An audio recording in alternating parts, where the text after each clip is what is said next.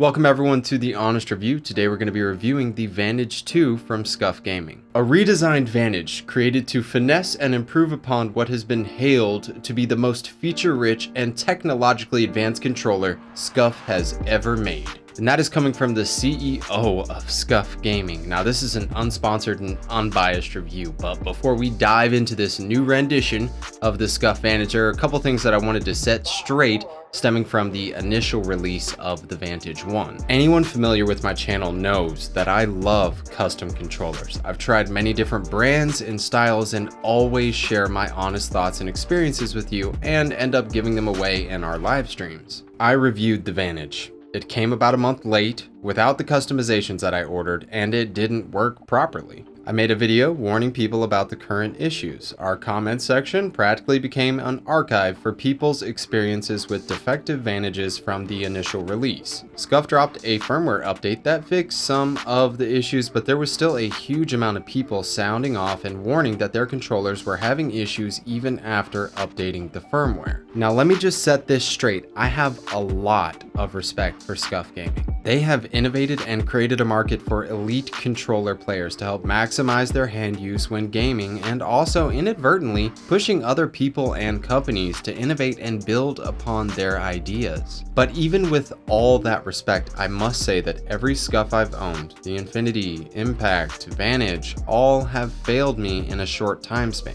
The Infinity, which lasted the longest, back paddle actuator started to lose responsiveness in 3 months time and then fully went out just after the 1 year mark. The Impact developed horrible drifting issues in the right thumbstick just after 3 months. And the Vantage had problems right away as far as losing all of the saved remappings to the controller and then losing connection via Bluetooth or not even being able to connect. And I returned that before the 14-day window closed. I'll have all of these videos linked in the description. To be clear, I hold no ill feeling for Scuf, and I bought the Vantage 2 off the shelf, excited to see what had changed and improved. And I wanted to experience what anyone else would get instead of a sponsored promo pack, so I picked this up from GameStop. Okay, let's do this. There are some promised newly enhanced features that I found on their website that comes to improved grips, upgraded trigger functions, a PC customization app for Windows, improved button haptics, refined textures in the faceplate, trigger bumper and sax buttons, and an enhanced USB connection. Everything in the box. And yes, the box is identical to the Vantage 1. It's just wrapped in a new cover. Same extras inside, a small kit with heightened thumbsticks, replacement anti-friction rings, swappable trigger extenders, removable rumble packs, a disc setup for the D-pad, and the same 10-foot Scuf micro USB cable, all with the same case. All paddles and sax buttons are remappable to any of the face buttons. Side access and top triggers feel the same. R1, L1, and the sax buttons have a soft press feel with a short travel. The side access buttons are still very easy to accidentally press. These things will take practice to avoid accidental inputs. Remapping is pretty much the same. Switch over to the remap mode, hold the paddle you want to map, hold the input you want to map it to, release both, and then toggle back over to the play mode and you're done. And I haven't had the same issues that I had with the Vantage 1 where I was losing my remappings. If you have the wired/wireless model of the Vantage 2, you can switch between these two modes on the bottom of the controller. Just be aware that the setup for Bluetooth is slightly different due to it being a third-party controller, and I haven't had the same connection issues that I had when I initially got the Vantage 1. I do prefer using this wired. The connection is a bit more responsive in my opinion. Back paddles are easily removed for replacements if you happen to break any or find yourself not needing some of them. And the adjustable hair triggers and trigger stops are pretty much the same. You get your provided Scuf key, and you can torque these down, which I recommend doing in game, to make this press a perfect hair trigger press, and then you use your trigger stops to shorten that post travel time, making these reset as fast as possible. Now, I have talked previously about paddle placement and ergonomics in custom controllers, and especially with Scufs, and I'll have to leave a link to these videos, but in short, I really don't like the paddle placement for the Scuf Impact and the Scuf Vantage models. The back paddles are a firm press with a hard click actuation. Now on Scuf's website, which we just showed a minute ago, they announced that there would be an app for your customized use of the Vantage 2, as well as a thumbstick dead zone / stick drift reset so that if you eventually ended up getting some stick drift over time, which controllers do sometimes end up getting stick drift just through heavy use, you would be able to reset and fix that controller. Now, ever since my purchasing of the Vantage 2 and the whole week following the release, I did not see any of this customization software anywhere. The only thing that I found were the drivers that let me use the Vantage 2 for PC gaming. Now, I do know that the app is out there, and I'm sure that they're probably still beta testing it and that it's not ready for public use. And by the looks of it, it looks a lot like the Astro A40 app. You can create custom response curves for your thumbsticks so they don't feel too jumpy. There is no longer any crazy dead zone though. They have definitely remedied that. I tested for dead zones on Apex Legends, Fortnite, and Call of Duty Black Ops 4. And no matter what settings I used, it worked fine on all of these games. But what was consistent was how jumpy the stock acceleration is on the thumbsticks. About 10 to 15 degrees tilt was nominal acceleration, and then the second you pass that threshold, it's almost full blast. This really makes for steady aiming and tracking of enemies or objects to be very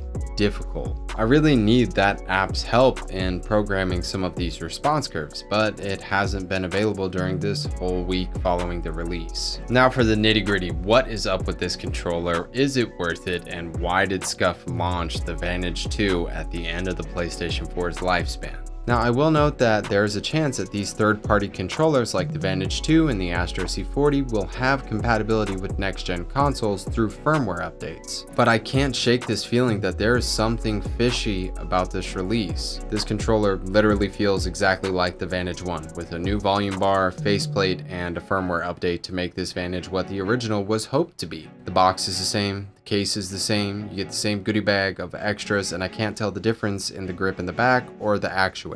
And in the back of my mind, I am literally praying that these aren't firmware flashed old Vantage 1s with new faceplates, a new volume bar, and that this is a money grab re-release before the end of the PlayStation 4's lifespan. So do I recommend this controller? Well, it's like this. The Vantage 1 was rough. Go look at all the return stories people have in our video's comments regarding their issues with the controller itself and how the customer service experience went. People were mad. They felt like beta testers instead of customers, and they just wanted what they paid for. I want what I paid for, and currently with the Vantage 2, I'm a little concerned.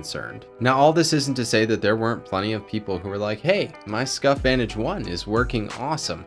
But there was just an overwhelming amount of people who were saying that it wasn't. So here's a challenge. If you have a Scuf Vantage 1 or had one, go ahead and sound off as to what happened to that thing, how long you had it, and how long it worked for. And if you ended up grabbing the Scuf Vantage 2 upon release, go ahead and let me know how that's going for you as well. I feel like this time around we should really listen and learn from each other's experiences, because that's like how wisdom works, right?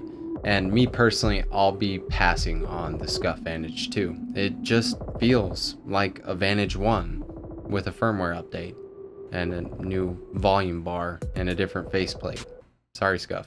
Even with all the firmware updates and fixes, I find myself getting much better hand utilization as well as having better aim on other stock controller solutions. So starting at $170 is the wired only version of the Vantage 2, and $200 is for the wireless/wired model. Also, really important, I will have a link to Scuf's warranty down in the description below, because this is really important. It's a major investment, it's a big chunk of change, and you need to protect yourself from possible bad quality in the product. And it's also real nice to see how well companies stand behind their product and protect their customers. I am looking forward to hearing you guys' opinion on the Vantage 2, and I hope you enjoyed this honest review as much as I enjoyed trying it out. So if this vid rocked and we did a good job, please don't forget to like the video and subscribe to the channel. It is greatly appreciated. And if we did a bad job and we sucked, then you know what to do.